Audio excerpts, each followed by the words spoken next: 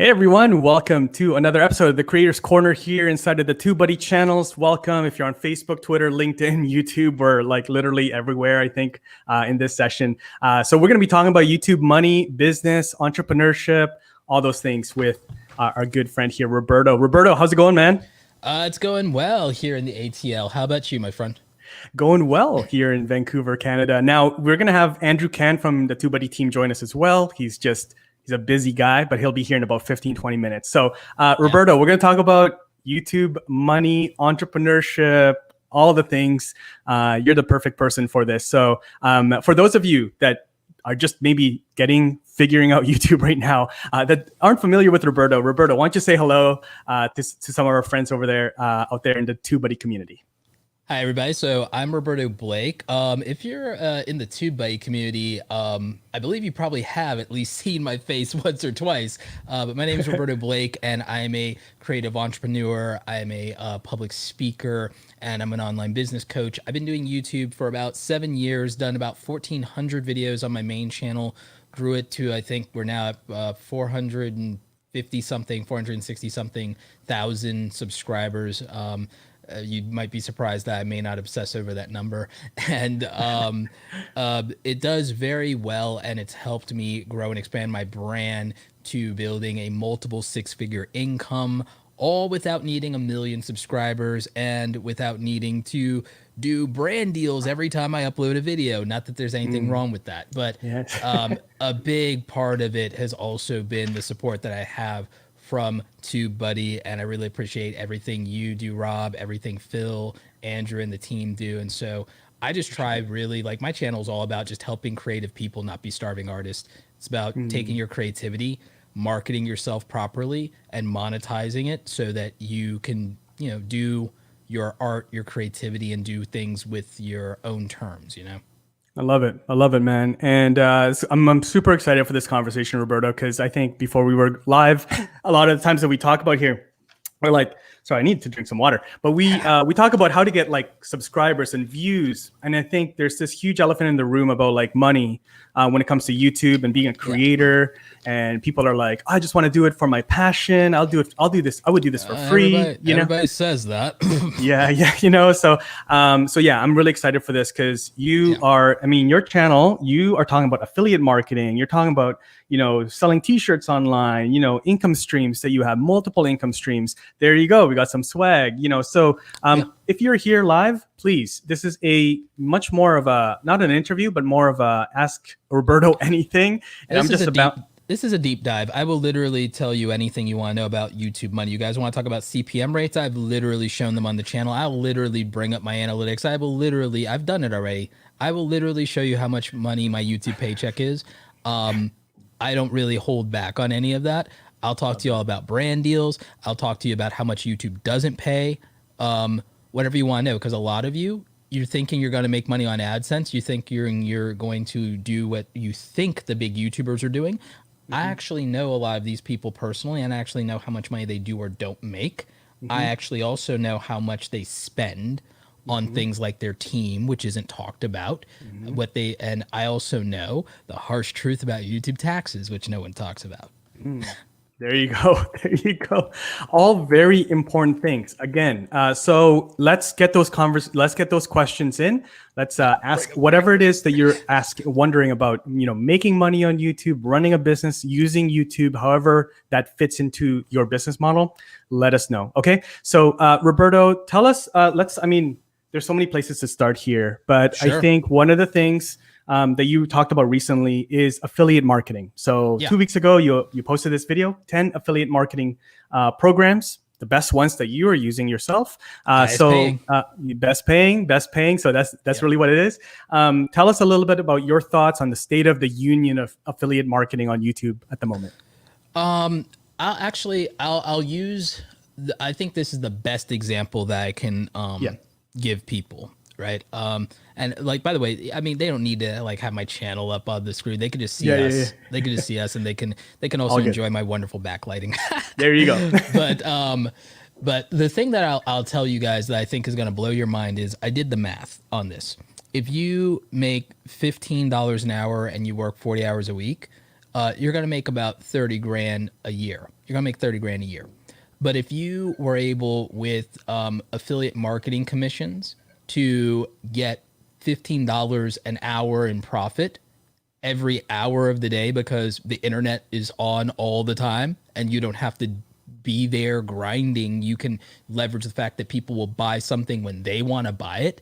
If you're getting $15 commissions even, and you're getting that, 24 times in a day, and that's happening every single day, instead of that $15 an hour coming out to $30,000, I did the math, and doing just, that amount of sales every single day would come out to $131,400. So the gap between working hard and working smart can literally be $100,000, Rob. See, that's why I figured out. And what I did was I broke down these different affiliate programs, and I thought about, well, what are the commissions on these affiliate programs? How much sales do you need to make before you make a certain amount of money? And the thing is, that's how I also rated, well, which one of these are the best paying, which one of these are the best, who has recurring affiliate money, and that makes things easier because it keeps stacking and stacking and stacking. And so those are the things that I look at, is if that's the case and you have those things happening, how many views and subscribers do you really need in order to get those kinds of sales, to make that kind of money? Because if you tried to make $100,000 off of the views, well, the average YouTube creator that's not doing make money online videos or not doing personal finance, the average YouTuber that doesn't have a CPM like me or Graham Stephan is probably going to have a $2 to $5 CPM, and they're probably going to make $1 to $2 for every 1,000 views. So they're going to have to get tens of millions of views to make real money. So, I mean, that's the truth, Rob. So that's why I advocate for affiliate marketing. Yeah, very, very important to know. There's a question here from Janet Jensen. She's wondering, she's got a gardening channel and she's under entertainment category. Is she using the right category? And I think the more important question is, does that really matter? Do you find that there's always I think there's a hierarchy of things that you should worry about on YouTube as you're building your channel. Does category fit into sort of like high priority or sort of like lower it's one priority? of the lowest. It's one of the lowest priorities. Honestly, it's one of the lowest priorities. I do think that it matters some with regard to classification, but YouTube's really smart and it does that more at a video level. But I do think that in terms of the automated playlist and mixes and things of that nature, that plays some very, very small role. But it doesn't bother me that you're in the entertainment category there. I would put you more under people and blogs. I don't even know if they still have the how-to category. I actually would love to talk to the YouTube team about either eliminating categories or making a new set of them, because the categories vertical is so outdated and I don't think it's really changed much in the last 10 years. And so I think that it's more confusing than not. And I would love for them to talk about it on Creator Insiders. But in terms of priority, of all the things in YouTube's system, it's right there at the bottom. Right there at the bottom. Yeah. I would tend to agree. So Janet, hopefully that helps. Just stay in the entertainment and be good with that and focus on the other aspects there. There's another question here from James Sop on Facebook Live. He's worked as a freelancer on some long form YouTube productions, which did really well, and then trying to do some more short form for current clients. Does one work better than the other? So long versus short form. In terms of, is he asking, do they work better in terms of getting business or in terms of the algorithm? That's insane. So James, let us know. But let's just say it's more for algorithms. So it depends on what the psychology of the viewer is and their age demographic, because of the fact that the timestamp could be a barrier to click-through rate if people are like, I don't want to invest that much time in this. So it depends. The older of an audience you have, the more willing they are if they feel that it fits or suits their needs or their what they want. But here's what I would say. It only matters if you're getting good average view duration and not retention rate percentages, because people obsess over the percentage because that just feels better. But Right. it's down to the raw number of average view duration and the raw watch time minutes. And you can see that in the reach panel in YouTube analytics because that's what they put into their funnel. And so when they put that into the UI UX design, that's telling you what YouTube's engineers made a priority when it's communicated by their designers. So it's watch time and average view duration and click-through rate. And those things all make sense if you look at YouTube and you look at the analytics. So it's not about whether it's about making longer or shorter. It's about what you can get people to watch more of. That's very important. Very important. So I guess in theory, or just like in basics, I guess, then a shorter form video would be easier as a newer creator. Would you say, Roberto, to then hey, Roberto, you just need to keep my attention for 2 minutes versus try to keep my attention for 20 minutes kind of thing. So if you're starting out, it's just easier if it's a shorter video to keep attention. It depends, because there's also the fact of whether what you're trying to communicate in the video, if people believe you can communicate it in that little bit of time, Right. or if it's just a waste of their time or a trick, or whether you put in any effort. And so shorter can create skepticism, just like longer can be a turn off too. So again, you need to know who your viewer is and you need to know how they perceive things. If you're trying to teach me something, if you are not someone who is an authority or has any credibility, or I'm unfamiliar with you, and most viewers have no idea who you are. You're not making videos for your subscribers, which is another myth. It's that you're making videos for the ideal viewer that you would have.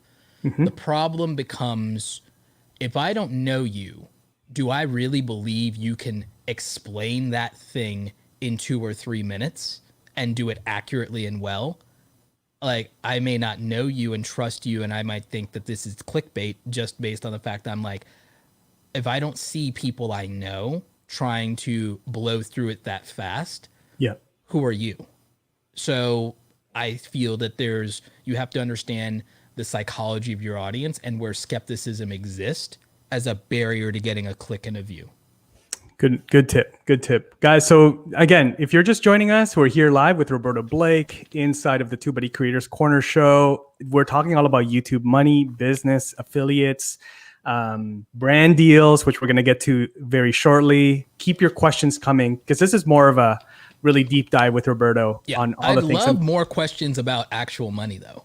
Yeah. Let's talk about money, guys. Let's talk about money. We could talk about views and subs and stuff like that. You want to talk about views and watch my existing videos. There we go. I'm bringing some new information and perspective even to that. So I haven't quite run it into the ground. I haven't quite beat that horse to death yet. Yeah. But you have this rare opportunity to talk to somebody who has used YouTube to grow a digital e-commerce business, someone who used it in the early days of my channel to get freelance clients. When I was a freelancer living hand to mouth, I could get extra clients through my YouTube channel. I used it to build a public speaking career. I used it to start doing social media management and consulting before I built my coaching business. I've used it to make about like 6 figures a year in affiliate marketing. I've used YouTube to make multiple 6 figures, and I did it without being a famous YouTuber getting 1 million views a month. I can talk to you about real YouTube money.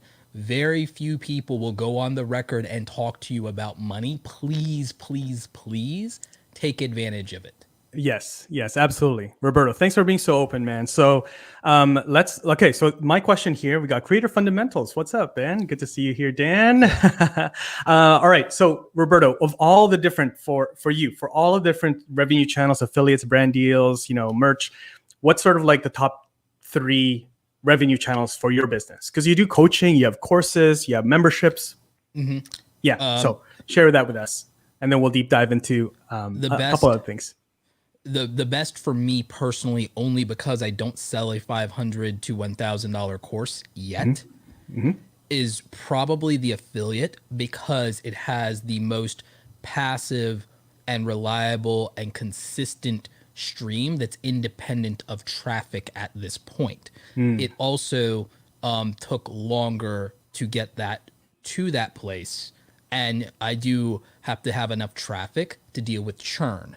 But right Mm-hmm. under that would probably be direct sales, so e-commerce. In my case, it's digital e-commerce, which means I keep 95% of all the money, Mm-hmm. compared to, say, anything with a physical product where the margins are lower. I don't push my merchandise, but I'm also building, without my name on it and my face on it, I am also building a e-commerce, digitally based clothing company through Shopify and Printful that people don't know about. So I'm building another completely different business, and I've commissioned an artist to do that for that brand. So I have a completely different brand. I'm not going to name it or anything like that, because I'm initially do want to show people that you don't have to be known or famous to build an e-commerce business, and I'm going to just do it with ads. I like So it. Mm-hmm. so I have to keep that under wraps for now. I'm not trying to not be transparent, but I'm actually trying to prove to people what's real. You know what I'm saying? So Yeah. I have to keep that one close to the chest for the first year. The because I need the data. But I would tell people that the fastest and most sure consistent route is probably going to be something that is direct to consumer. And so that pretty much either becomes e-commerce or affiliate. So either of those. E-commerce or affiliate. Okay. Now there's a question here from Linda Ray. Linda Ray and Trevor. Hey, Linda, from YouTube Live. What was the first avenue you chose to pursue that was a money-making strategy on YouTube? And also, I guess, sort of part B to that, what would you suggest for a new creator as sort of like the first revenue channels to explore? For me, it was client services. So it was getting Client freelance services. clients. It was Mm-hmm. freelance clients. People were watching my tutorials, and then Mm-hmm. a lot of them were reaching out and saying, okay, I can do it. Thank you. Your tutorial explained it better, but you're better at it than me, or it'll be faster to hire you. So that's what people did, which was the plan. It was all part of the plan, right? So that was the fastest for me, is freelancing. And I always tell people, use your skills. It's the fastest thing. However, that still is a larger commitment of time, Mm-hmm. and it's hard to get out of that, even when you're not charging by the hour. The next one that made sense, that really took off, was affiliate. Affiliate. Okay. Okay. So there it is. Okay. Okay. There is a question. I mean, Adrian, Adrian's been around. He's part of the community here. So he's wondering, is it really possible to earn an income doing YouTube? I think for a lot of Yes. people, this is kind of a dream, and takes too long. It's such a long journey, Anything that's not a 9 to 5 job is going to take long, and it's going to take hmm 3 to 5 years, unless you're very clever, you have some kind of advantage, hmm or you have a greater abundance of time or a greater abundance of talent than the average person. It's right. just a fact. So it is possible. The hmm failure rate is because, frankly, the failure rate on YouTube has to do with a lack of realistic expectations, people giving up early, people not developing the skills and the talent required to deliver value to the market, and also not having a business plan for how YouTube makes money outside of, go viral, get famous, get monetized, step Right. 3, profit, which is not a real plan, and that's BS. And so that's why people fail. And so, yes, it's entirely possible to earn an income on YouTube. You literally have thousands of creators that have shown their YouTube paycheck and have done it at this point. And they're not all famous Yep. YouTubers with 1 million subscribers either. There are plenty of businesses and people in the business world that use YouTube to help market their business. There are freelancers who use YouTube to help market their thing. So if you're asking, can you be a YouTuber and live off AdSense and brand deals? I'm going to tell you that it's probably going to take longer and more than most people do. And it's not as easy or glamorous as you think. And it's probably in many ways going to be more difficult than your 9 to 5 job. It might hmm feel more satisfying on some level to be able to say that you're a YouTuber and do it. But the truth is that the largest, a lot of the largest YouTubers I know that are entertainment based YouTubers, what a lot of you want to do, I know people in the gaming community, trash CPMs, $2 to $5 for every 1,000 views. I know people who are musicians and artists in the YouTube community, people who you would know if I named them, people who are famous, people with well over 1 million subscribers. They've told me their CPMs. I know the CPMs. I know their monetization rates. I know how often they get demonetized. I know people on YouTube that are famous that get $500 for every 1 million views, $500 to $1,000 for every 1 million views. That's not that much money in proportion to the effort that they had to make to get the 1 million views, and a lot of times in proportion to how much they had to spend up front to get a million views. Okay. So the reality is very different than the dream. It's vastly different. There's this absurd gap. And the thing is, what people do is they look at the outlier exceptions, but they also don't do the math. They don't do the math. If somebody is getting $60,000 off of 20 million views, that's not a great CPM, you know. That's like a $3 CPM. That's like, sorry, that's a $3 RPM, which means that they have a $6 CPM. I've shown you guys my average CPM is $20 and it can go up to 40. And I'm not bragging when I say that. I'm saying that what is popular doesn't always pay well, and what pays well is not always going to be popular. And the thing is, most people won't be honest that they are in YouTube to be popular and to be noticed and to be accepted. And they say they want to make a full-time income and a full-time living. But the thing is, doing the content that would make you popular, make you famous, and make you feel validated probably will not pay you a good living wage, and you probably will have to work harder for less money than if you were working a more traditional job. Good advice. Guys, again, we have Roberto here, years of experience on YouTube, testing, doing different things, you know, really mastering the craft of YouTube in many different ways, building many different businesses and revenue streams on YouTube. Here, willing to be really transparent with us on like money and revenue. So, guys, ask your questions. Okay. I want to talk, Roberto, about brand deals. We were talking about this earlier. You've taught people how to make media kits on your channel. Yes. Just tell us your thoughts on brand deals on YouTube for new or even, you know, somewhat more experienced creators. Any pet peeves that you have when it comes to brand deals? Rushing to get them as soon as possible and feeling like that legitimizes you as a content creator is a mistake, because you'll end up developing bad habits and you'll start the process of underpricing yourself the earlier you do brand deals. The earlier in your YouTube career that you do brand deals, the quicker you're going to underprice and stay underpriced, because it's always hard to ask for more money, even when you're getting more views, delivering more stuff. Like the longer you delay it, and the longer you build confidence and build trust with not only yourself, but also with your community, and the longer you wait to put anything or anyone in front of your audience, and the longer you hold out before doing a brand deal and introducing that into the audience, the easier it's going to be later to be able to have the credibility and trust that you need from the community and to have the support. And it's also going to mean that you're going to probably be more educated and more confident and ask for more money and what you're worth, and then not get stuck. And you're also probably going to have better habits as a content creator, which means you're more likely to be able to actually deliver. Gotcha. I want to ask the audience here, because we want to get some engagement, guys. Let's get some questions. Wake everyone up here a little bit. Is that, are you guys trying to pursue brand deals right now?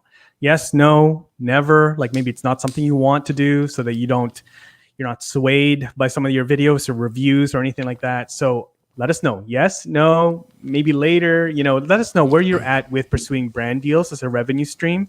And then, so Linda's saying no. So do you see some pros and cons with brand deals? Roberto, obviously it's a good revenue stream, but also there is some like sort of like, you may be considered, you know, being more biased to some of your content. But yeah, your thoughts on that. I mean, I understand people's concerns about bias, but you can be biased without brand deals. You can be biased without brand deals. One, you can be biased in pandering to what you think the audience wants versus what your authentic view is. So you could literally, you don't have to take money to be a sellout. You could be a sellout just by compromising your opinion and your views just to get more clicks. So that's a way of selling out too, because by doing that, people think that you're siding with the audience, but you're really siding with the view count, and you're using that as a means to just gain revenue without having to cash like the check directly from a brand. So the thing is, that's just another way of compromising. So you're still selling out. But taking money to do what you would do anyway is not selling out. It's literally the opposite of that, because it's like, I would say or do this anyway and go in this direction. I'm just going to make more money for doing the thing I was already going to do, which I think is something people don't consider. The other issue is that in taking a brand deal, if you do it when you don't have as much leverage, you forfeit creative control in exchange for that money. And you're letting somebody else become part of your creative process, which is usually uncomfortable unless it's a true collaboration and unless they're enabling you to do something dope that you may not have been able to do on your own. And so I would look at brand deals as an opportunity to make your best content. And I would actually ask the brands not for money as much as, I mean, ask for the money, yes, but also ask for help to make something dope that you couldn't make on your own. If you're going to have somebody in the creative process, make them bring something to the table, make them actually put in some work alongside you and not just hand you a bag. And so that's what I like seeing from creators. And I also, again, the longer you wait and hold out or establish yourself, the easier it is to have leverage and to say, this is what I'm going to do. This is what the audience love. And you're either on board with me, brand, or not. And then you hash out the details. So you need the ability to be able to push and to punch back. And your leverage for that is your relationship with the audience. So I think doubling down on the relationship with the audience and putting yourself in a position to get what you want from a brand, not only financially, but in terms of creative control and resources and access and help and experiences, is underrated completely. And it's something no one will talk about. Gotcha. Yeah, and Diana Gladney, welcome to the stream. Glad you joined us. Yep. She says, "Yep, I've turned down money and deals because it wasn't on brand, something I didn't support, and wouldn't make sense financially either way." So yeah, you gotta kind of stick to what you use and what you believe in. Be willing to say no. Be willing to say no. Good for you, Diana. It's all about being genuine and real. So, Roberto, I'm sure you get approached by brands all the time. Like out of all the different brands that have approached you, how many times have you said no, do you think?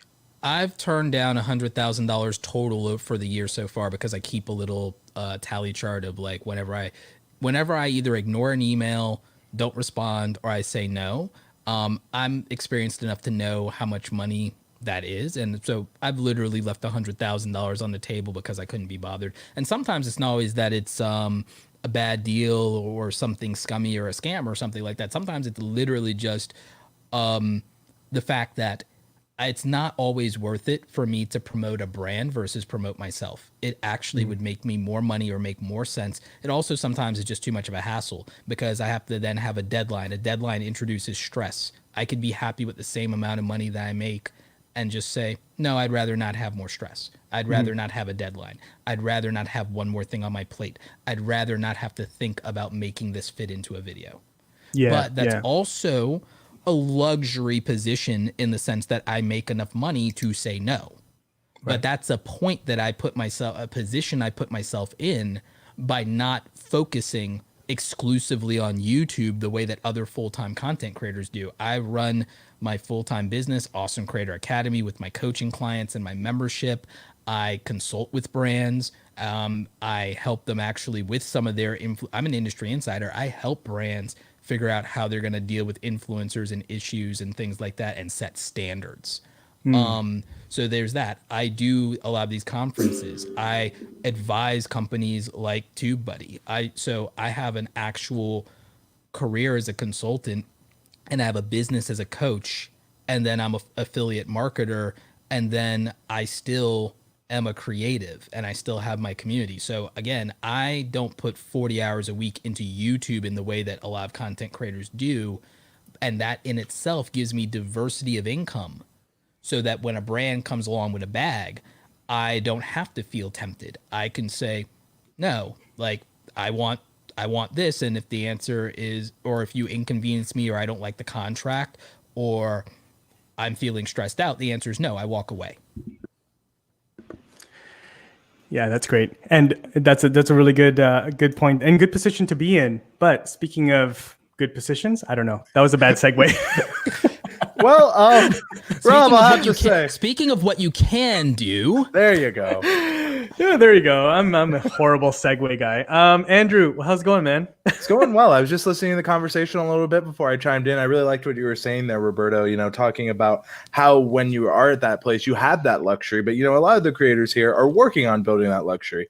Yep. One thing I wanted to talk about, and I think it's a great conversation, I've been saving this to have a conversation that is so meaningful. A lot of brands have been changing not only like their affiliate terms, but their sponsorship terms to retroactively be able to take down your content. What would you say to creators on that front, Roberto? Because a lot of brands are kind of shifting to that side. What do you think on that?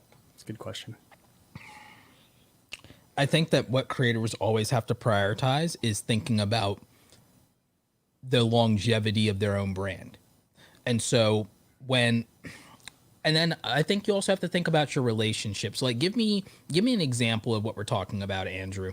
So one of our mutual friends, Andrew Edwards, has had a lot of different large brands reach out and say, hey, anytime we don't like what you say, or if we decide to change the product and kill that line, we can take down the video. So a lot of brands are changing to that mindset. So what can a creator do well, obviously read the contract, but what can we do to kind of negotiate against that as someone who has worked with some major brands yourself?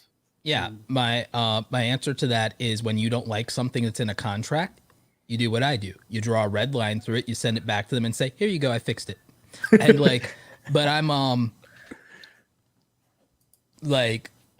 I'm trying to say this and still be family friendly or brand friendly for you guys or whatever, and everything like that. All right, I got it. Yeah, I'm a bit of a prick. When it comes to ruthlessly negotiating. You know this. You guys know this from having hang out with me and meals and stuff like that. That with my homies and my friends, I'm the nicest guy in the world and everything like that. I even to the point of sometimes being a doormat. But in business, I'm ruthless. And when it comes to a brand negotiation, if there's something I don't like, I'm gonna be like, I don't like this, or I'm gonna be no, because in most cases, well, you came to me, right? So it's gonna be on my terms. And I think that's important, on your terms. I think even if you're a smaller creator trying to get a deal, I think a lot of times the prospect of, oh man, I can earn money talking about this. You should never compromise your morals or even your vision, which is even as a small creator, which I feel when it comes to changing the narrative on how affiliates are working and brand deals, I feel like they might get swept under the rug because they may not have the confidence to negotiate for that way. So I think not being afraid to mark an X through any deal is so important, especially if you're starting, because down the line, what happens if that video you made for that brand is one of your most popular and you have to can it? Exactly. And then also when you take out that video, it affects your public view reporting, which when you're being audited by a brand and they're using an app or a tool, they're going to see a dip. And that could really hurt because it could make you negative for the month or the day or the week in a way that's hard to explain. It could also look to audiences like you're hiding something or that you deleted something bad when it's no, you were being held hostage by a contract. And the thing is, when you have that, our friend Andrew is going, you have to, and even if you're savvy, you can overlook these things. Andrew is one of the most savvy people in this space. Yeah. And the thing is, sometimes you also think, oh, they'll never come to that, or why would they? And then here it comes. So you have to look at all of those things.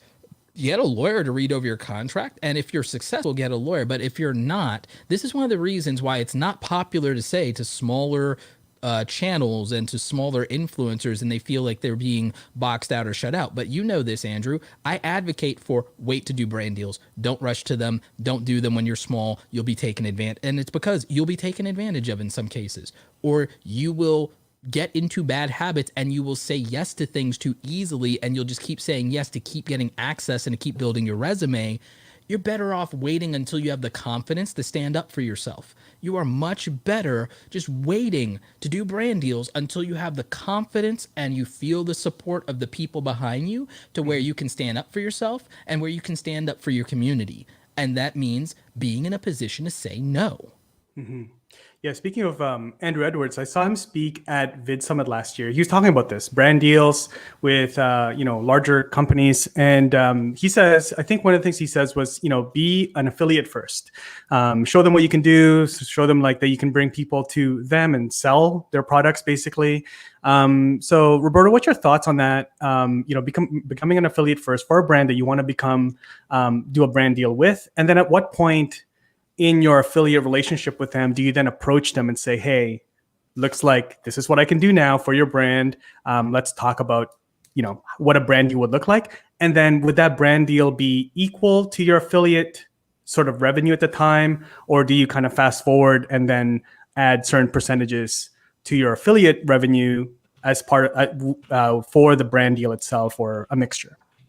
I love this question. So here's an interesting part of my origin story, and you know this, Andrew, and I taught you this as well. I used my Amazon affiliate sales numbers in the early days, and those conversions and the buying power of my audience that I could quote with screenshots, despite my views, to get deals that no one with my views would have been able to get, because I understand the art of negotiation, because I worked in corporate America. Like, I had an actual job. The thing that everyone despises is you would be surprised how much experience you get in a real day job, or how much experience you get when you do retail and you do commission sales and marketing, or you work in advertising or marketing, or you work in the industry, or you sell things. Being part of sales meetings, sales calls, sales teams, being able to be lead in sales in my district, I understood the other person on the other end of that email and the other end of that call. And I understand that numbers matter, and proving that I can close, proving that my audience is a buying audience, that they have buying power and they love you or your competitor, and that I can help them make an educated buying decision, is how I positioned myself. And so I used those sales numbers when I was in the early days of my Amazon affiliate to be able to close those deals. And now I use the sales numbers with regard to us and software as a service with TubeBuddy as an affiliate. I use that, and I can show people, hey, here's the number of installs on this software as a service that's relative in price to your product and your subscription model. So again, I prove that I can convert. I prove that I can generate the sales. I prove that I produce low churn customers. And it's very hard to argue with those kind of numbers when you can say, look, other people get views, I put sales on the board. Other people get subscribers and get views, I get money. That really helps. And when I can show my own sales numbers, it's like, that's my negotiating leverage as well. It's easier for me to get certain brand deals at a certain price when they know for a fact that with or without them, I will have a multiple six-figure income. When they know with or without them, it's like, look, I can sell your product or I can sell mine. What do you think I'm going to do? Right. And where am I going to convert better? That's a really strong bargaining chip. So for a lot of you, I recommend not only doing affiliate, but I recommend doing merchandise and Teespring and Redbubble and all these different sites, and not just one. You can promote one primarily on your YouTube channel, but you should exist in all of them and just repurpose your stuff everywhere, because they'll also promote and market for you. So you just have all these different income sources if you do that. That's another hack for you guys. Here's the other good news about that, though. You'll have sales numbers. You'll have sales numbers that you can put in front of somebody if they're good and say, hey, I sell this much of my own product. Even if it's just your merchandise, you can say, well, I sold this much of my product this year, so I know my audience has money. If you're making Amazon affiliate sales, you can go and you can say, well, I've already sold product for you. You're one of the preferred brands for my audience, and my audience has spent this much money with you this year. Imagine if I just promote you more. Imagine if I promote you exclusively. Imagine if you are sitting on my desk in every video, or sitting on my bookcase in every video. Think about that. And so I would say that the affiliate relationship proves that you can sell, but not just for that individual brand, proving that you can sell, period, to any brand. And putting numbers on the board would actually matter to them, and would say, okay, that's what's up, especially when there are influencers for them that get views but can't close. It's a good point. It's a good point. There's a question here from YouTube Live, Back 40 Firewood. Would you advise taking a product from a company with no agreement or contract, other than just, we'll send you this and use it for a few months and see how you like it? I'm sure you guys get this all the time. If they send it with no obligation on my part, then that's fine. And if there's no contract, then I'm not held to anything, which means that I have every option to do what I want with it, including rip it apart. And so there's no consequences if there's no contract. Remember that, but that cuts both ways. That cuts both ways. If there's no contract, there's no consequences. That's true for you, and that's true for them. So you need to, if it's just that you are getting free product and you're not going to be on the hook, then that's fine. But the further along we get and the higher and more expensive those things get, and if they stand to profit significantly through your promotion, then you need to think about what you're going to get in the bargain, and the fact that if they even get one sale off of that unit, they're profitable because they have a budget for review units. So again, you're doing them the bigger favor.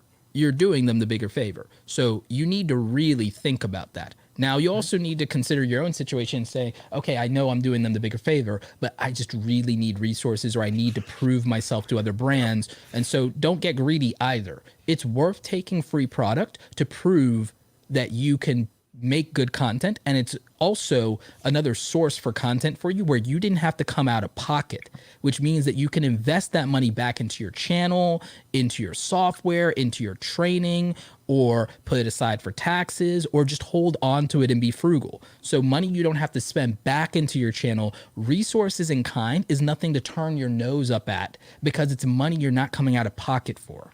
And I like that question a lot because, because you are getting it without, it's a high, there's no risk and it's high reward because, as Roberto said, you can take what they gave you and then use that as a point. Not even that, you could review it and be like, hey, I did this review. It did very well, as you can see. Imagine what I could do if I reviewed your product, which already overlaps with what my audience is into. That gives you a little bit more leverage. So even using it in that way is just another way you can do. And I've actually, a lot of people know me for the TubeBuddy YouTube channel, but on my smaller personal channel, where a lot of brands have no idea I'm affiliated with TubeBuddy, they just see me as a smaller creator. So it's been interesting because they'll offer me a lot of stuff where they're like, free. Well, I'm actually like, well, here's the amount of installs on a similar product I got. Now imagine what we could do if we work together, and it changes what I can do because I had that search background. I can show them that, hey, I've been able to be successful on this before. Let me do that for you. And it's been a really good bargaining chip in that way. Absolutely. And I think it's one of the smartest people one of the smartest things people can do. Sorry about that. Yeah, I think it's one of the smartest things people can do about that is you have to really consider what you can, like, how do you get the most mileage out of every opportunity? How do you get the most mileage out of every single opportunity? How do you make the most out of this? And I think that people think one-dimensionally about every aspect of YouTube. Yeah, that's good advice, guys. All right, we're gonna go into okay. So third 3D print creator says, yeah, I do work with free products. Gave me multiple brand deals on the long run because they've seen how my channel boosts sales, just like you say. Awesome. Good to see you. Kemi's Journey, welcome. Ready Set Autism Family says, Mr. Beast, very persistent in saying the key to his extreme success is putting every penny back into the next video. So your thoughts on that? What are your thoughts on Mr. Beast? Let's talk about it. Mr. Beast exists in a realm of extremes in general. And I think that when you look at extremes like Mr. Beast, PewDiePie, and Casey Neistat, it's easy to internalize that as the only way to do it or the right way to do it. But they represent people who would have needed to go to extremes. And I say that in the sense that Casey's whole life is about an underdog story and the need to go to extremes and taking high risk for high reward. That is Casey Neistat's entire life and narrative, having talked to him personally about this many times and watching his journey. I feel that that's fair to say. Mr. Beast is similar in that regard, coming from a small town, him, his brother, and his mom, and he grew up in Greenville. I grew up not that far away from Greenville, so I know what that's like. And there's not a lot of support for creativity or doing something against the norm, but he went to extremes that I don't say we can all apply. I think we should all apply the commitment and the discipline of Mr. Beast, but I also think that it's a your mileage may vary, because I don't think realistically everyone has that kind of drive or obsession in them. And that means that doing it in that way and in that manner will not always produce those results, because that's also a matter of resilience. And he himself has said it could have easily went the other way. Like, so, and he also said that there were a lot of times, especially when he first started getting that money, when they would blow their whole load, and if it didn't work, that was going to be it. It was going to be game over. And he says, in hindsight, he says, I mean, it just happened to work, but he says, in hindsight, I wouldn't do it that way again and he's more cautious now, and he's more thoughtful now. And the reason now is he has 20 people full-time employed relying on him. So now he's a lot more cautious. He threw caution to the wind when he was a high schooler and an early college dropout, and it was just on his back. But when he started having to pay his friends and had people themselves also leave jobs and quit school, he started being a lot more cautious. It may not look like it, but he said it in interviews. And so that is really important to like put into context, that do not base your framework of success on extremes at the high and low end. Don't look at the extreme of all the people who fail, and don't look at the extreme of the margin of people who had wild success. Look more at consistency and longevity and what's realistic. And that's why I also try in a lot of my videos, because everyone knows Mr. Beast. I haven't gone so far yet as to just put him in the thumbnails where I could and clickbait, and I will. I'll get there, because you know, frankly, if I'm going to teach people this, I'm going to need the views. I have a video talking about quality versus quantity, where I'm going to put PewDiePie and Jimmy in the thumbnail, Mr. Beast in the thumbnail, because they represent extremes of quality and quantity. Mr. Beast is now very quality driven. PewDiePie has been quantity with an acceptable threshold of quality, which I'll explain in that video, for a very long time. He's made an absurd library of content. So like but there's also phases to a lot of these things. Mr. Beast did things very differently, 0 to 10,000. Mr. Beast could not do what he's doing today when he was 0 to 10,000. It wouldn't have been possible. He wouldn't have known how to do it. So again, I love that Mr. Beast was brought up, and we'll probably revisit that again. I mean, it's the topic of YouTube money. How can you not talk about Mr. Beast? Exactly. But to the point that Ready Set Autism Family says that I'm in touch with reality.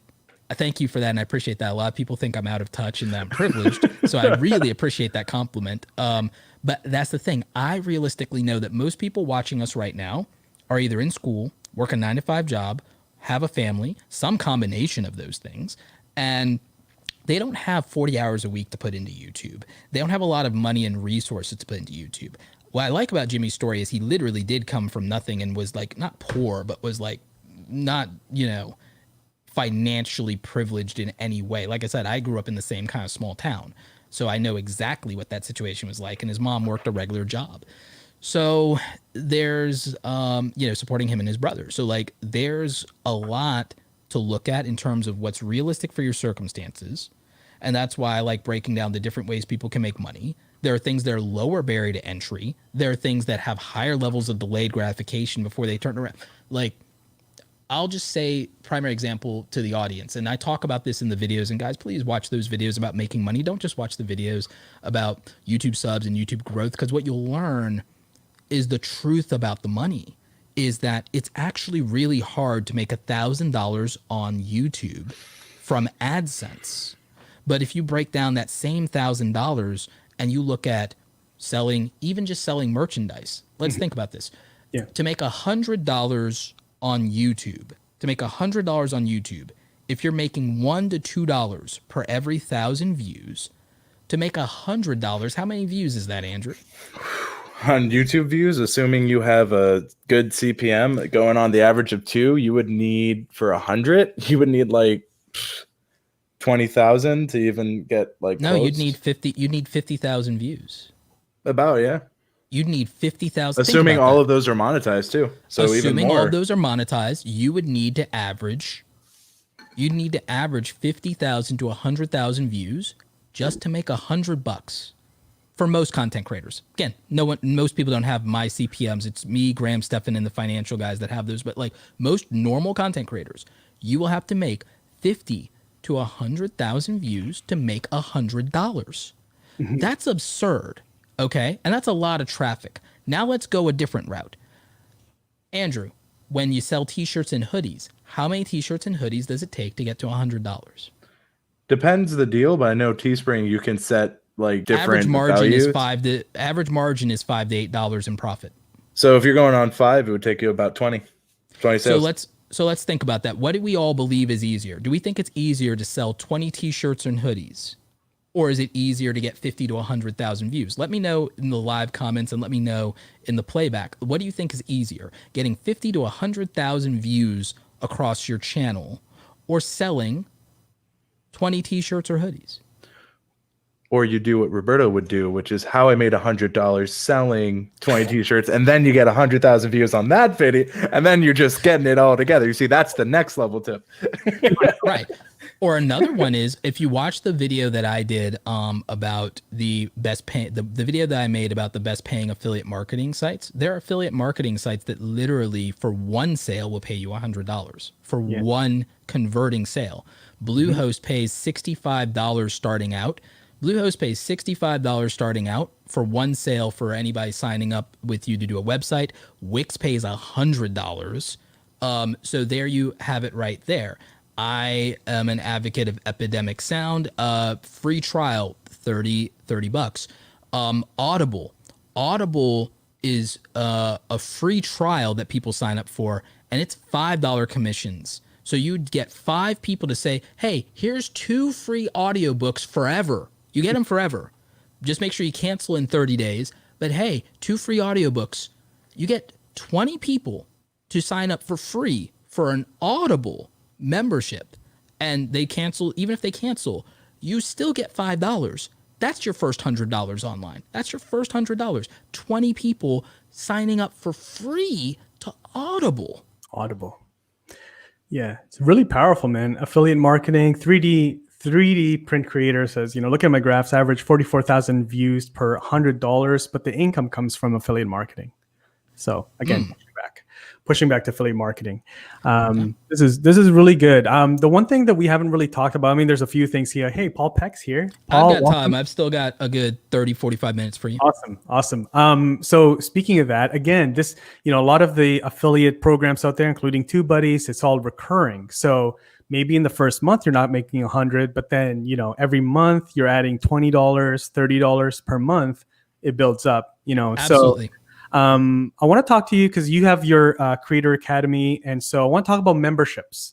Okay, let's do it. Memberships as well on YouTube. There's Patreon. There's a bunch of, different, platforms that you can build memberships on. Thoughts on membership for creators that are starting out smaller? When is it good to start a membership? Where does that kind of fall in? Well, let's use YouTube's membership as an example. And I'm even going to start doing some exclusive content for my members. The things that I don't think would be popular on my channel, I'm going to start making some legit members only content. That'll probably be a combination of like businessy side, but also maybe some day in my life, and you get to see what it's actually like kind of things. So, hey guys, become members of the channel. But the reality is that with YouTube channel memberships, with YouTube taking 30%, you average about $3 per head on that.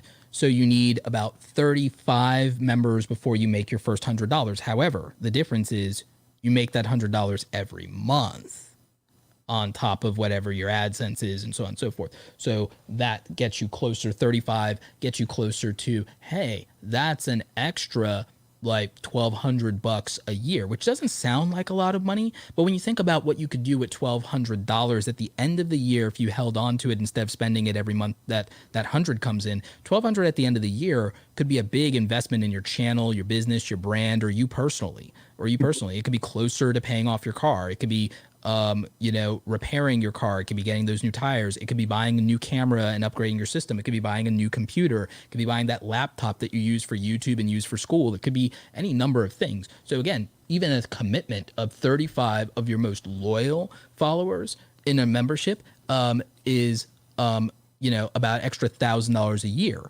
So by the time we do a multiplier on that, right? Let's say through some miracle you manage to get 100 members. You're getting $300 extra dollars a month. You're getting an extra $3,600 a year. So you're getting like almost $4,000.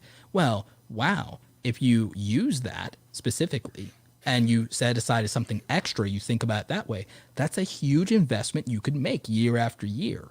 And that's just with, again, something that turns out to $3 a head because you're splitting part of it with YouTube when it comes to channel memberships. Okay, when it comes to channel memberships. And thank you, Paul Peck, for being a channel member. New content for the members only coming soon.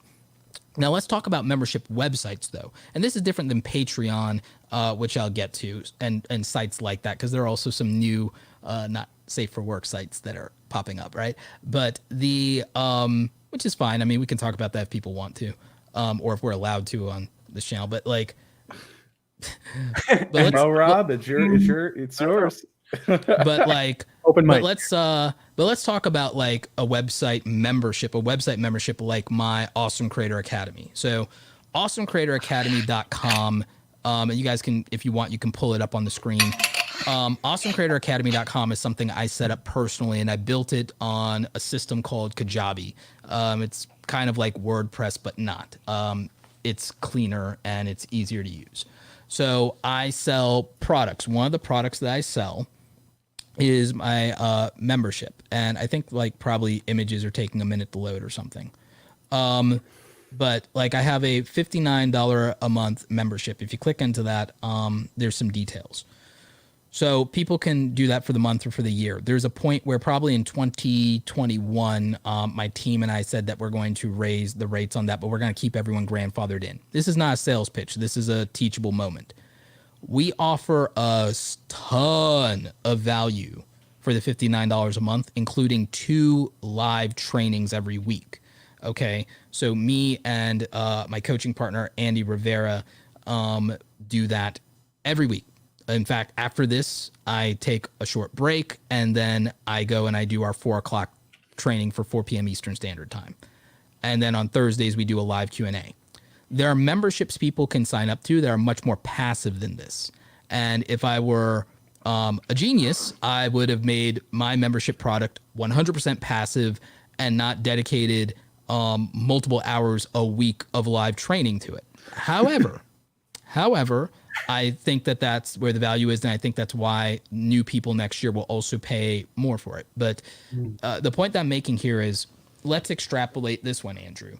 So if you have 100 people signed up at $59 a month, let's just round it to $60. If you have 100 people paying $60 a month, how much money is that? Well, at that point, first, that is an amazing No, 6,000. But that is a really nice little cushion there at 6,000 at 100. So $6,000 a month, which is $72,000 a year.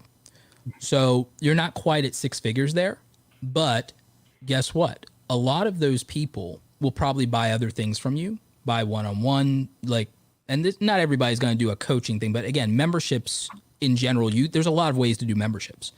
But there's ways to do memberships without being an education-based creator. There's ways to build subscription models of your own where you own the product without being an educator.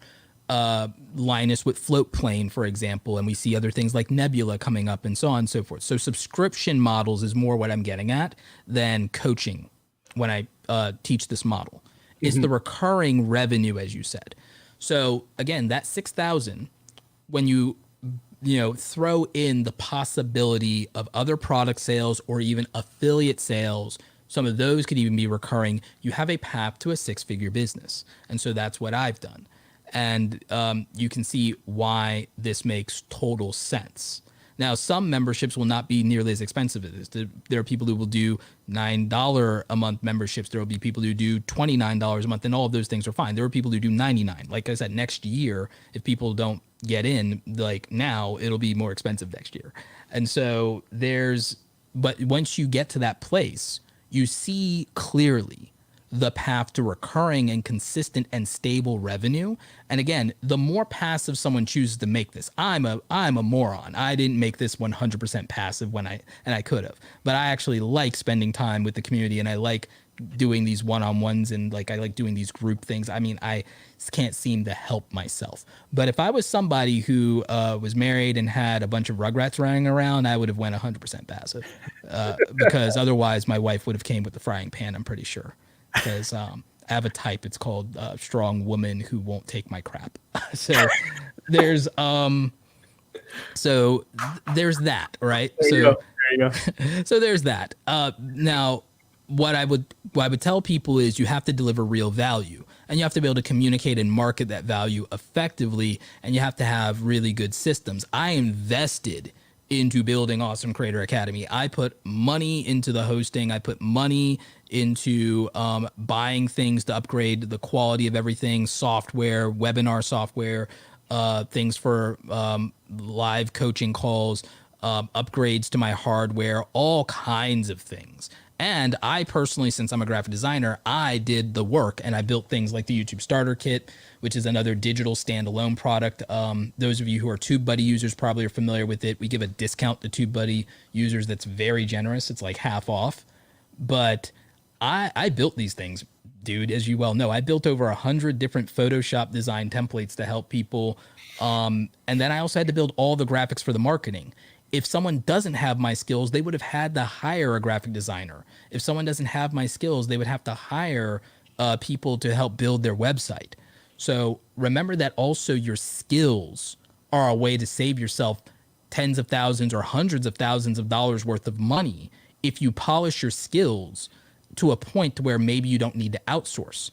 But if you're in a situation where your time is leveraged, like let's say you have a family or you still work a 9-to-5 job, then time isn't your asset in that way. I mean, time is the only asset that matters, but I'm saying you don't have an abundance of it. So you'll have to spend and save money to buy other people's time, whereas I could get around that because I have made enough money to already be the owner of my time. So that's another consideration, is the balance between time and money in any of these things that you do. With YouTube, you're really leveraged in terms of time, and it's not really a great time to money ratio with YouTube and AdSense. With brands, it's a really good time to money ratio, but you're giving up some creative freedom and you're creating some stress in your life. With affiliate, you lose a lot of that, but it's also very slow going sometimes. And you have to account for that as well. So I'm making a video about the easiest ways to make money online, where I'm actually going to do a ranking and tier system, because I have a way to grade them in terms of, well, how much is the barrier to entry to something? What's the skill level? So how much does something cost? How much time does it take? What's the skill level? And how quickly do we make our first $1,000 and things like that? I'm going to use that to break down legitimately, because the people will say the easiest thing is the thing that they're good at. I want an objective measurement for the average person to be able to say, okay, this requires skills. How easy are those skills to acquire and learn? How accessible? What's the investment for those? How much does this thing cost up front? Primary example is, here's the thing. I'll just tease this and everything like that, but it's like, we've already kind of established this one, so it's not giving away anything for the video because there's so many other ways to make money. Right. But guys, we established this. What do you think from both a skill and upfront money thing is easier? YouTube AdSense or selling t-shirts? Really good question. Really good question, guys. I think we've established this. How much more skill do you think it requires? More skill to make and sell t-shirts on Teespring, or to make YouTube content? Yeah. I do have a question, and this kind of goes from what Back 40 Firewood has been on the fence about. He says he's been on the fence about opening up YouTube memberships. Let's say that your primary skill is doing that video content. How Sure. can you transfer that? Like, you don't want to necessarily teach editing or something. How can you transfer something that is a skill like that into a recurring memberships in terms of a YouTube channel? If you are an entertainment-based channel, because I'm assuming that most people here are entertainment-based channels, access to you and unique experiences is what you will sell. You won't sell education like me. If you're an entertainer, you could literally build an event around yourself And people would show up if it wasn't for COVID. People would show up just to do meet and greets with you, and they would pay tickets for it, just like any other celebrity, just like any other performer. If you're like, not as famous, but if you're Charlie and Dixie D'Amelio and your skill is dancing or whatever, people will line up and they will pay for that, just like they did with the Jabberwockies. Okay, like I paid to go to see the Jabberwockies in Vegas. There was back during CES, back when we could go do events, so guess what? That would be an experience that people pay for. People are paying for virtual events now, and not just conferences, but even just meet and greets or virtual coffee with celebrities. People are paying for it. People are paying for Cameo. Look at the money people pay for Cameo just to have their favorite person say happy birthday or put their name in their mouth or whatever. I should go on Cameo and do motivation for people and literally see how much money people pay for 20 seconds of motivation from me. I probably literally can make $50 to $100 for just making a 20-second motivational video. So screw brand deals. I'll just go to Cameo. But you see, my point is you can start a membership around access to you or a unique experience. And there's a lot of ways to do that. It could be that you do a Discord and you're going to do watch parties once a month or once a week with your fans on the weekend. And they might literally just want to chill with you and watch a movie in Discord. And they would be willing to pay $5 a month to be in an elite tier, to be part of your inner circle that way. Masako X is a anime YouTuber, and he does a lot of what if fan fiction videos. And he literally has members pay every month to be part of a writer's roundtable where they get to help craft the what if story for the video. They're practically paying to be staff writers. They're paying for the privilege of being staff writers. They're paying to work for the channel. But think about it. But that's feeling like you're a part of something and being able to contribute to the content you want to see. People are willing to pay for experiences, not just information. They're more willing to pay for experiences than they are information. And I believe that's part of the future of the creator economy is how can we create unique experiences that our audience, that our fans, that our supporters want to invest in because they're saying, I want that experience. And I also don't want to be left out of that experience. And I want to be able to brag to other people that I got that experience and they didn't. There's a real thing to that. What do you think us literally posting our trip to Disneyland and our Star Wars stuff? What do you think us posting to Instagram? What do you think that was? FOMO. Exactly. Yeah. Yeah. There's Johnny Harris, who's one of the contributors at Vox. So he just launched, I love this guy. He's his content is so good. He launched a Patreon, right? A membership. Sweet. And he gives away his high-res maps because he does these maps. Ooh, I like that. Here's my high-res maps that you can use as background, so wallpaper. And also he's giving away his scripts, his scripts for his videos. Again, he already has this stuff, right? He's just giving access to it, right? Yeah. So I'm sure he's killing it. I'm not sure exactly how much he's making, but no, he's got 1,200 Patreons right now. Okay, so let's do some math. Let's do some quick math. Let's assume that everybody is in the bottom tier of that. Right. That's $3,600 a month. Does it actually show a breakdown of how many? Do we see that on his Patreon? Because that would be interesting. If he's even doing, if he has 5, that's 6,000 going back to what we said. So ease. Yeah. So let's assume for 1 minute. I want to do a breakdown. Scroll back up real quick. I want to do a breakdown. Let's do some actual math. Anyone got a calculator on them real quick? Sure. Okay, Andrew.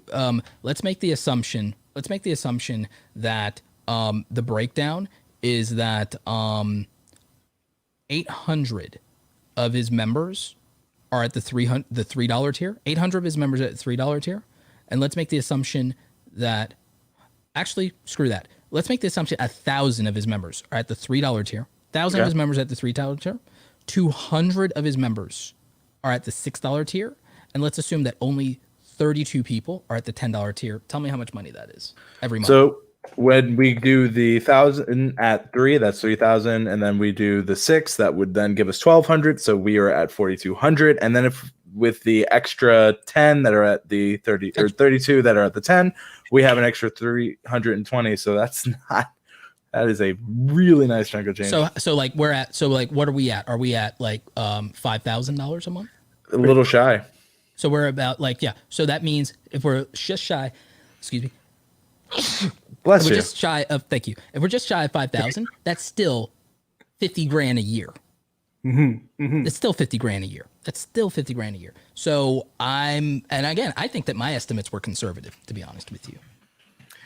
Yeah, I feel like it. I feel like there's probably a lot more in the director than the $10 a month for sure. Public Yeah, space. I was being absurdly conservative on that. And that's not, but there's even more levels. Look, there's CL4. There could be higher people. Oh. Look, there's Okay, even so more. There's a $20 tier. Okay, so guess what? I feel comfortable presuming that this creator is making 60 grand a year just on Patreon. So, and he has 400,000 subscribers. This creator has a 6-figure income. I can't speak to his expenses and cost, but this creator has a 6-figure income. There's no way that they doesn't. Like, that's real to me. So, good job, Johnny. But I just want you guys to see clearly that a lot of this is having the confidence to give people options. A lot of you have a very narrow view of YouTube that is shaped by what you're afraid of and what you don't yet know and feel insecure about, when you can just combat all of that by being more educated. Yeah. I mean, Joseph Campbell says the cave you fear to enter holds the treasure you seek. And I think a lot of people, YouTube can be that cave in more ways than one, that they're so afraid to, reach out of what they believe to be the only way to make money, which is that AdSense. And there can be more than one cave. Yeah. There's a really good question here from. I've doubled people's income by just talking about it before. Like, I've had people DM me and show me the numbers. So just get it out there, right? Yeah. Question from Chris and Manda, Ready Set Autism Family. Question is, if you're new to YouTube, you have $5,000 to invest, and you have to use it within 6 months, what would you use to spend it on? What would you spend it on? If you have to spend it in 6 months, that seems like a Mr. Beast challenge, except it's not 24 hours, except it's not 24 hours. Or even 1 hour. I think that he stopped doing spend the money in 1 hour challenges and made it 24 because I think that he found that title was working better. But anyway, I digress on that. I could talk about Mr. Beast for 3 hours. Talking about Mr. Beast for 24 hours challenge. Honestly, that's the first thing that came to my mind. Anyway, Not clickbait. The question to 5K to invest. I would set aside, and I would probably invest. I'd invest 20% of it probably in training of some kind. I would probably invest 20% of it in training sometime. So I'd probably allocate $1,000 to a training and education budget. Some of that would literally be books. It wouldn't all be courses either. Some of it would be books. It'd probably be, I'd buy one YouTube course, and then I'd probably use the remaining of the education budget to get 1 or 2 different opinions from YouTube coaches.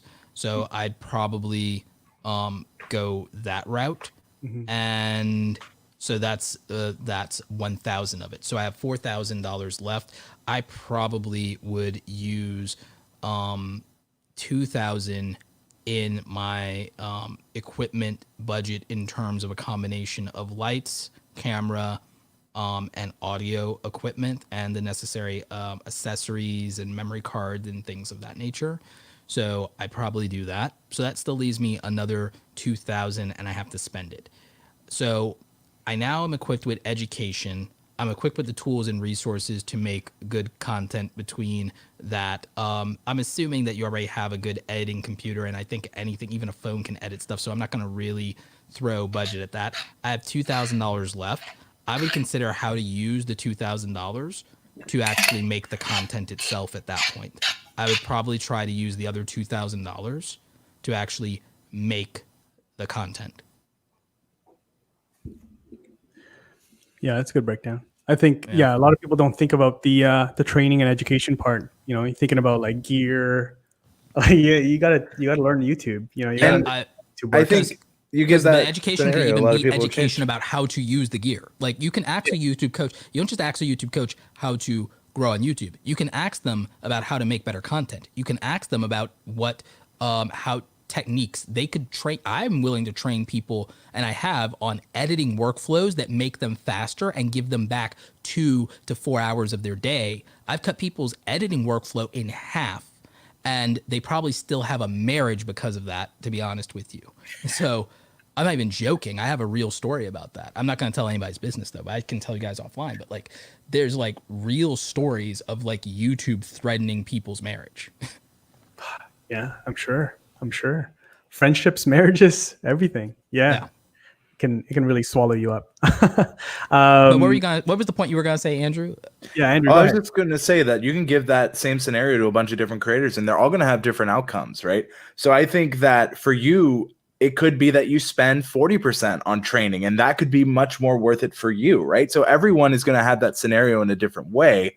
And so for me, like I would definitely spend probably less on training because I wouldn't need it, and maybe a little bit more on research and development for design. So I could spend that towards making some of the merch that Roberto talks about, right? Like for me, I'd probably invest that, 3D printer creator says he'd put it back into the channel to earn money. Maybe that Mr. Beast, not all of it, but some of it, so that continually I can earn more than just that 5,000. If I play my cards right and invest in the right ways, that can make me more in the long run. For me, right this moment, if I had $5,000, like let's say I had $5,000 because I got like a very easy brand deal on, I can do whatever I want and I have to spend the money. I can't put it into my stocks. I can't hold the money. Like, all right, really Grubhub gives you 5,000 just to say you used them one time on Instagram stories. You have this $5,000. Sure, I've got $5,000 for me today. Because I mean, and I don't expect there to be that many creators that are in my position, but like for me, if I have $5,000 and I already know. Because here's what's a realistic position. Maybe you already have your equipment and maybe you just did get the best brand deal ever or something like that. Or you got some money from some kind of windfall situation and you're like, all right, I've already got gear, so I don't need gear. I already know YouTube well enough. I don't necessarily need to throw that much money at education. How do I spend $5,000 in that scenario? I spend $5,000 in that scenario trying to probably buy back some of my time so that I can improve my content, hiring other people's talent to improve not only my content, I would hire people that could improve some aspect of my brand. I might hire a brand designer and a photographer so that I have this great photography to use to make better thumbnails. I might hire a graphic designer to make animations for me so that, not because I don't need an animated intro, but maybe I need some graphics, some lower thirds, some transitions, and it can be on brand for me. Kind of like John Prosser. Maybe I hire people to do some green screen work for me. And then that's it. Maybe I hire some people to help me make a higher production trailer to promote my channel, or some trailers to promote a season of content that I'm making and doing. So maybe I spend the money in making and taking my brand to the next level by hiring other people for their talents in things like design, animation, cinematography, because those brand photography, because those brand assets will enhance the look and feel of all of my channel. Maybe I hire a music producer to make me a custom exclusive track that is a backtrack for my videos and an intro song or a theme song. Maybe I literally have someone make me my own theme song like Jared Poland did. So I could have that, and it's now audio branded to me, and I have audio branding, visual branding in my aesthetic, and I have something truly, truly unique. So maybe I spend $5,000 straight up in branding. There you go. Branding. There's also, I mean, you answered this question already, but question from Ready Set Autism. What do you think about hiring a video editor, since it is so time consuming? But if I could hire a video editor for 5,000 and that's it for a whole year, and they can produce the same quality, that's a great investment. And I am 5,000. Jesus, Andrew, and everything like that. It's like, what you're outsourcing to China? No, that's what I'm saying. If that's my budget and they're willing to take that, I'm like, you're going to do a year's worth for $5,000? Wow. Look, I may not publicly take that deal, but I would take that deal. Assuming it's good, assuming the but quality more is serious. We had TubeBuddy. I was the video editor. I'm still our head editors, but we have someone doing like the assembly and stuff and working on more. It took us a long time because hiring and editing, it's just as time consuming trying to find an editor and teach them your style as it is to edit your video. So like if you're just in that starting upcoming phase, I see a lot of creators are like, once I hire an editor, my videos will get greater. But they never get to that point where they make enough through the platform to do that. So I would say that in order to teach someone the way you do it, you need to have an idea of how you do it. So investing that in that education piece, as Roberto said, is so important, especially if you want to bring someone else on to imitate or even enhance your style. I teach people how to build a team around their business and around their channel. Now, people don't realize I don't have a team for my channel. I could. I'm looking into that because I've prioritized having a team for my business for Awesome Creator Academy. And you know this, Andrew, and everything like that, because we were looking at whether or not I could even find some way to work you into this with what you're doing. You know, we were looking at that once upon a time. There is a real, you have to know that you can trust people. I mean, primary example, Rob, you're with TubeBuddy because they had a great relationship with you when you were with another company. And they were like, okay, what can we do? And here you are. You have to be able to be in a position to invest in people and invest in people properly and pay them well. And you have to look at what your priorities are. I looked at hiring a team for my business because my business has longevity and can make money without YouTube if I have the right team and a good team. And we have traffic without YouTube, and we're actually working on building more of that traffic. I built my team for my business so that I could have independence from YouTube. A lot of people are not, they want independence from their day job, and that's great, but they're going to exchange YouTube as their master, and I wanted actual freedom. So that was a lesson, and I teach a lot of other creators that lesson. I teach other creators how to build businesses on the back of their channel that give them breathing room, and so they're not crying about demonetization all the time because they know that, oh, that's annoying, but it's trifle. It's a trifle. It's like, oh, that's a penance. That's nothing. Like, because now I have this other thing. There's a reason that creators like Philip DeFranco have prioritized and moved to e-commerce brands and marketing directly to their audience and building a true direct-to-consumer business. The advice that I would give anybody who wants to be a content creator is to really look at, okay, you need to get the initial audience. That's great, but you should have a plan for a direct-to-consumer business where you cut out the damn middlemen. Right. Very good. On the note of editors, you guys are both perfect for this question. What's a good range for paying a video editor? I mean, it depends. What's their skill? What's the time they're putting into it? I mean, are you giving them a one-off project or are you giving them a career? I mean, it's layered, right? In general, and like this is the thing, because it's hard to talk about. It's hard to talk about publicly, especially with the current climate of how people address this issue. I don't believe in hourlies anyway. I never did. I believe in fixed rates, and I believe in like recurring or flat rates or project fees, or just like, hey, this is what it is for the month or for the year or whatever. So I don't believe in rates as much as I believe in budgets in some cases. And what I do is I find someone whose work I like, and I ask them how much they want, and then I say yes. That's it. And that's that. Or if I don't agree with how much it is, I ask them how they got to that number, and then we have a conversation, and I either say yes or I say, well, what can we do for this budget? And then they say yes or they say no. And that's it. And because I do not want to work with somebody for something they didn't agree to. They're going to go into it open-eyed, and they're going to tell me what they want and what they think they're worth. And I'm going to agree that outcome, because the thing is, they're thinking about how much they think they're worth.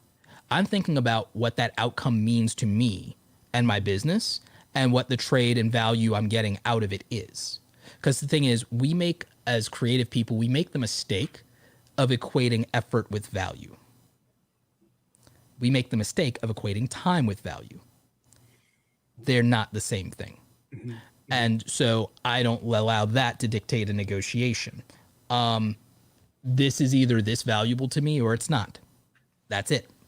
And you either value your work at this or you don't. That's it. And so I believe that being thoughtful and thorough and even quote unquote ruthless in business is not the same thing as being unfair or exploitive in business. And so by asking people what they want and then also asking them to explain their reasoning, you're separating the idea of Again, I think you have to separate what you consider your human value to be completely from what the value of what you produced is in order to be fair. And that's on everybody's end. Separating the economic value of what your contribution or your results are from what you are as a human being is important, because you need that distinction. We are not the work that we do. Like, we identify as that, but that can be a problem. And so a clear line of separation is very hard for people who are either contractors, freelancers, or they're their own boss, because of how invested you are in your work. So I believe in creating some emotional separation there intellectually to protect yourself, but also to value yourself appropriately, but also to be fair, because you also have to be fair to your customer, your client, to your consumer. And you don't ever want to feel like you're the one taking advantage of somebody. Because there's consequences for that one way or the other. Yeah, that's a good point. Sometimes the lowest price can really like cost you the most, right? Especially when it comes to editors. It can. There's because again, if someone feels like, well, I'm only getting paid this much, then they don't pay attention to details, they don't take risk, and they don't keep your confidences. And your editors know the behind the scenes of your work, and they know the mistakes, they have all of that. It's like, so depending on what your content is, if you're a little on the edge of your side, it's riskier to be cheaper. Like, but also Really understand that money doesn't necessarily buy loyalty either. So how you treat people matters beyond how you pay people. People think how you pay them matters, but a lot of people pay a lot of money to treat people like dirt, and then they're surprised that there's no loyalty. So you have to be fair but firm. Sometimes it's difficult when you work with friends, or you hire friends or people you know or like, or you become friends with people that you work with. But you have to be able to have boundaries, but you also have to have respect. You can have care and you can have love in those relationships, but the foundation of it also has to be rooted firmly in respect. And I feel that fairness is often a derivative of respect. Yeah. And, to answer like how we did it, like at first we started at a per project rate, this is what we're going to do for this. And as we got more confident in that editor, it changed to, hey, would you want to do this more for us? So like per project, I'd like you said, Roberto, is a great way to start, especially if you're seeing, because if that one video gives you time to make two in that time where that week is covered, then already you've doubled your output. So you're getting stuff back. You're putting more time in. Now, one mistake I see creators do is they'll hire an editor and then they just relax. I'm like, no.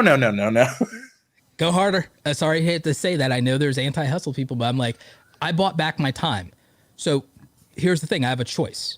I can spend more of that time on my leisure because I bought it back. So that says I'm comfortable with where I'm at. So guess what that also means? Never complain about growth then. Or I can say, great, now I have double the time. I'm going to invest some of it, or if not all of it, if I'm not happy with where I am, to now make the thing even better, which is what Mr. Beast does. Yes. He does that with time and with money. He didn't slow down having 20 people putting time in when it used to be him in his bedroom alone. He used to have a limited amount of time and a limited amount of money. You notice that as he's gotten more money and literally has other people's time, he doesn't stop putting his own time in, and he doesn't stop putting his own money in. He puts more, he still keeps putting in the same amount of effort he did when he was doing it alone, but he's also leading by example and getting other people to put in their effort and go as hard as well. And he's made them invested in it. And that's a really interesting leadership style. He leads from the front. And that's a very interesting thing, is he's right there taking all the risk and being on the front line of his venture. And that may not be everyone's style, but I just want you to understand that he could coast and put his production team behind something and just be the face of it for X amount of time and work less hard. He's not doing that, and he could. And another great example in like the tech sector, it was Linus Tech Tips. Like he has a team of 30 and people are like, why is your team so big? It's like, do you see the amount of channels he has, the amount of content they're pumping out? At a smaller scale, us at TubeBuddy, I know Rob has Creators Corner Express. He's very ahead on that. I'm ahead on our own video. So like that, me and Rob both allocated that to put in more, and the growth we're seeing is reflecting on that investment. So even if they knock out one video a month for you and you only do 4, well, that gives you more time on those other 3. So what are you going to do with it? Mr. Beast is launching a new vlog channel with all of the proceeds for that to fund his philanthropic ventures so that it's more self-sustaining.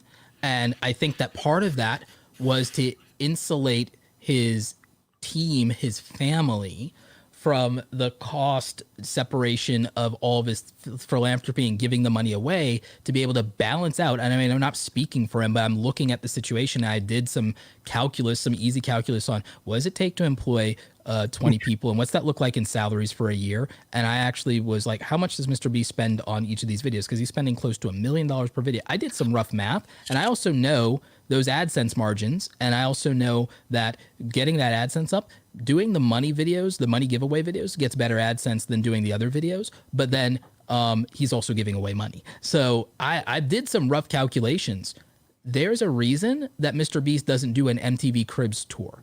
He's still living pretty modestly given his situation, because he is fully invested at this point in his nonprofit venture and in his YouTube business and in giving his family and friends gifts and well-paying jobs and great opportunities and the best life he is capable of. But he's put all of that on his back.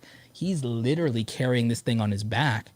And he knows that there's a shelf life for that kind of thing, because he's watched YouTube long enough to know that. And so he knows that he needs to play the game long term. And I want everyone, if you're going to watch Mr. Beast, actually watch Mr. Beast. If you're going to watch Mr. Beast and if you're a content creator, watch him and have fun with that. And then take some time and actually watch him, actually study him, actually look at the thoughtfulness, and think and remember that it's not just him and his friends that you see on camera goofing around. It is a 20+ person operation of people having full-time jobs. Yeah. And it's growing. It is a philanthropic venture that raises and donates millions of dollars a year. He's not living rich. He's probably keeping less money than a lot of YouTubers that have 1/10 of the subscriber count.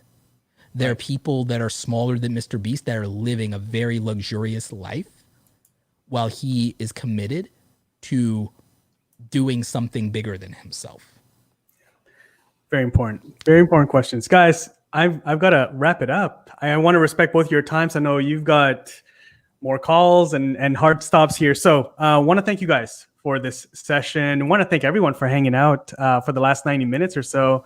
Any last advice out there for creators when it comes to money, business? If you had 30 seconds to say some advice for them, what would it be?